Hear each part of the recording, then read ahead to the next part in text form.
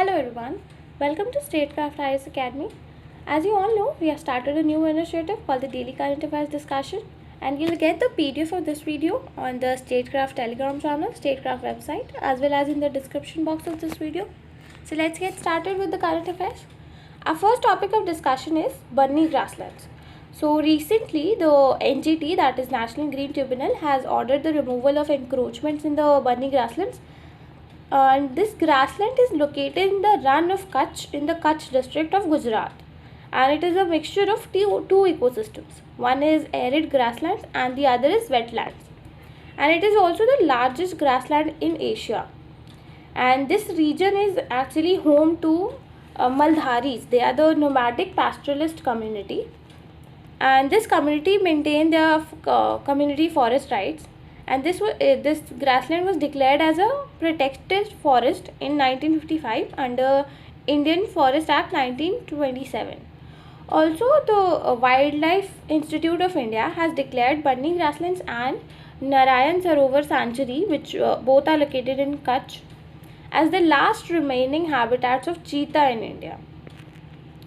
Here you can see the map of Bunny grasslands. It is below the Greater Rann of Kutch, and it is in the Kutch district of Gujarat.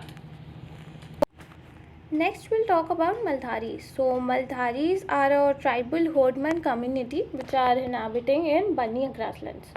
So this herdman means the people who are involved in livestock farming. So originally these Maldharis were nomads, and they came to be known as Maldharis after they settled in Junagadh. Junagadh is in the Gir forest, and the literal meaning of Maldhari is keeper, that is keeper of animals stock. And the livestock include sheep, goats, cows, buffaloes and camels. Also, the Gir Forest National Park is home to around 8,400 Maldharis. So Maldharis is a community which lives in Gujarat, that is in the Kutch district. And next we'll talk about National Green Tribunal. So it is an important topic in UPSC. So National Green Tribunal, I've discussed about tribunals before, and this tribunal is related to environment. As I've told before that tribunals are set up for a specific purpose. So in this case it is set up for environmental related issues. So NGT is a statutory body. It has been established under the Act of the Parliament. It was established in 2010. And also it's important to note that India has become the third country in the world to set up a specialized environmental tribunal. So only Australia and New Zealand has such tribunal, and also India is the first developing country to do so. Next topic, talking about the objectives. It handles the cases pertaining to environmental issues, and also it has drawn inspiration from the Article 21, which is related to protection of life and personal liberty, and it also ensures the citizen of India the right to a healthy environment. Next, about the composition, it includes the chairperson and other judicial members. The chairperson can be a retired judge of the Supreme Court, and the judicial members include retired judges of the High Court. And each bench of NGT comprises of at least one judicial member and one expert member. And also it is important to note that the tribunal is not bound by the procedure led under the codes of civil procedure, and this tribunal is actually guided by the principle of natural justice. And the NGT deals with civil cases under 7 laws relating to environment, which include the Water Act of 1974, the Water Cess Act of 1977, the Forest Act of 1980, the Air Act of 1981, the Environment Act of 1986, the Public Liability Insurance Act of 1991, and the Biological Diversity Act 2002. And also the NGT is mandated to make disposal of applications or appeals finally within 6 months of the filing of the same. Next, we'll talk about Shahi Litchi. So it is a fruit, and it was the fourth agriculture product to get GI certification from Bihar. So Shahi Litchi is mainly produced in Bihar in India, And so the other products which got GI certification in Bihar are Jadalu mango, Katarni rice, and Maghi pan. Also, India is the second largest producer of lychee in the world after China. And here it is considered as a staple fruit in India, whereas in China and Japan it is preferred in a dry and canned form. Also, Bihar tops in terms of production of lychee. Muzaffarpur, Vaishali, Samastipur, Champaran, Begusarai districts and other have the favorable climate for growing Shahi lychee. Next, we'll talk about sun halo. So, first of all, I'll show you the picture of it.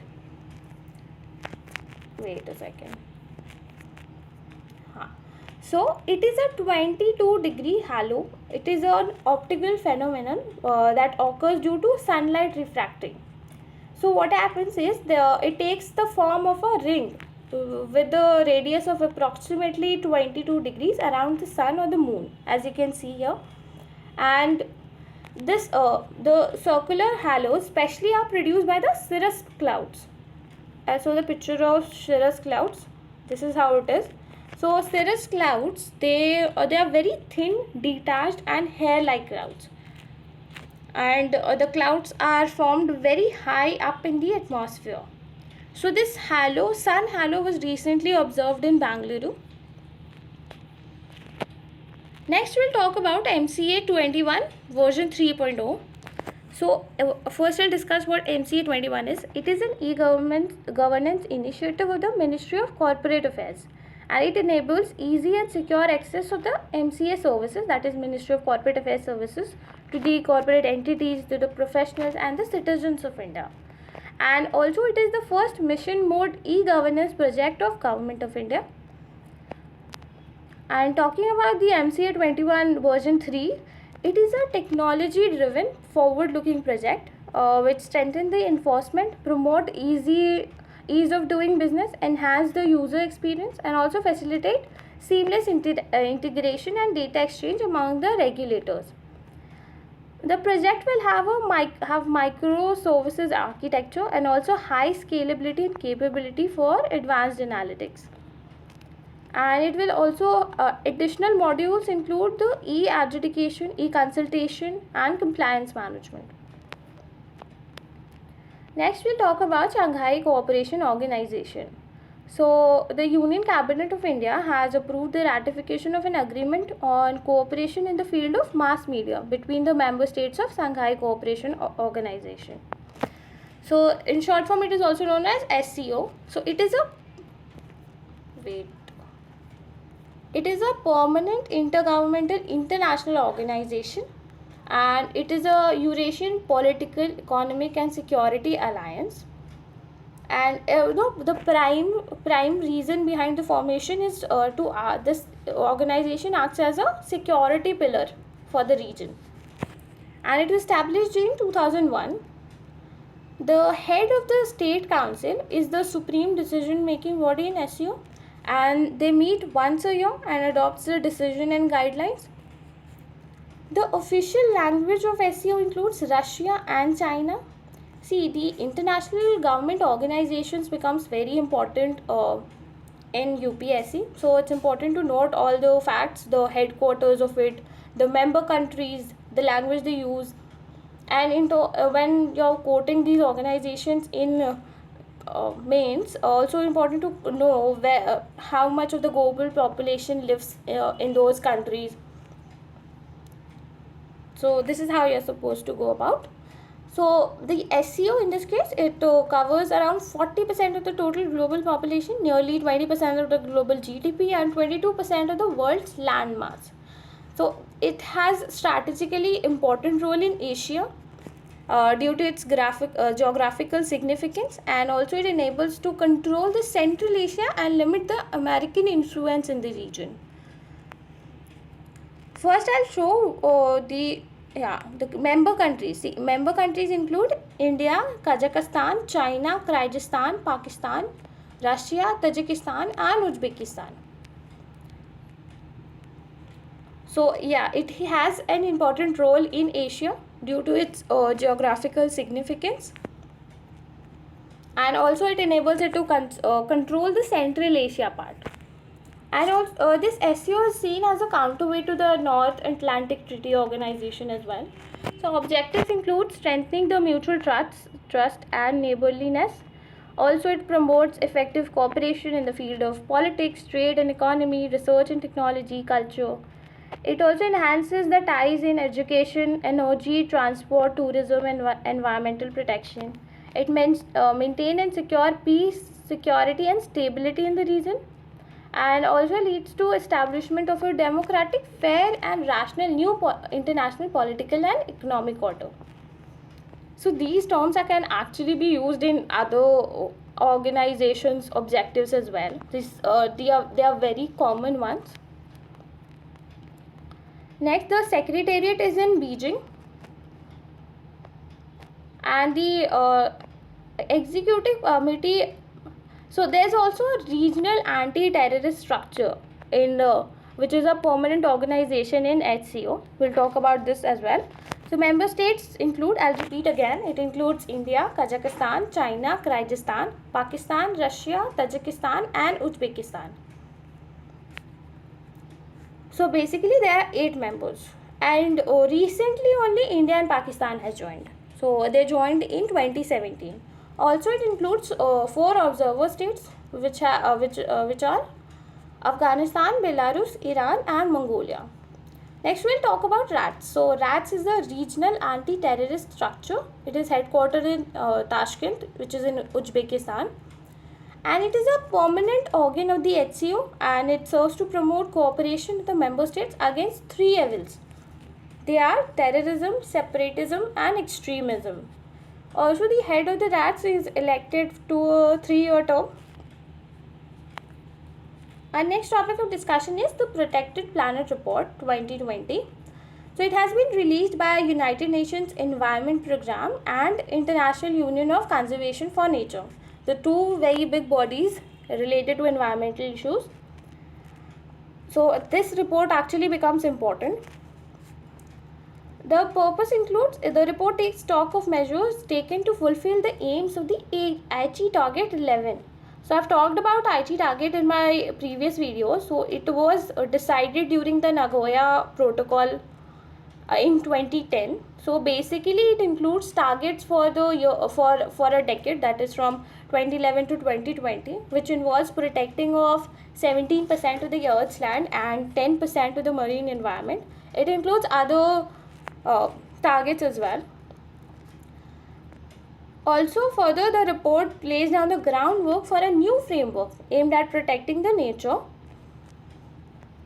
And the report, for the first time, so it's important to know that for the first time this report has included data on other effective area-based conservation measures, which is also known as OECM, which are taken outside protected areas. So OECM conservation designation is given to the areas for achieving effective in situ biodiversity conservation outside the protected areas. So what protected areas are? They are recognized, dedicated and managed through legal or other effective means, so that we can achieve a long-term conservation of the nature and the other nearby areas with associated system service and cultural values. Next, talking about the key findings, it has led to an increase in the protected areas and OECM. OECM is the other effective area-based conservation measures. So there's an increase in protected areas and OECM, and 82% of the countries and territories register an increase in the share of protected areas in OECM since 2010. Also, since 2010, the protected areas covers almost 1 million square kilometer. So 1 million square kilometer has been added to the global network of protected areas. This area is actually greater than the land area of Russian Federation. So it is a big achievement. Also, over the 10-year period, the greatest growth in protected areas and OECMs have been noticed in marine and coastal areas. So around 68% of the current networks area is less than 10 years old. So recently only it has been included in the protected area or OECM areas. And around 62.6% of the key biodiversity areas either fully or partially overlap their protected or OECMs. Next, we'll talk about World Health Assembly. So you need to know that the Union Health and Family Minister is actually the chairman of WHO Executive Board.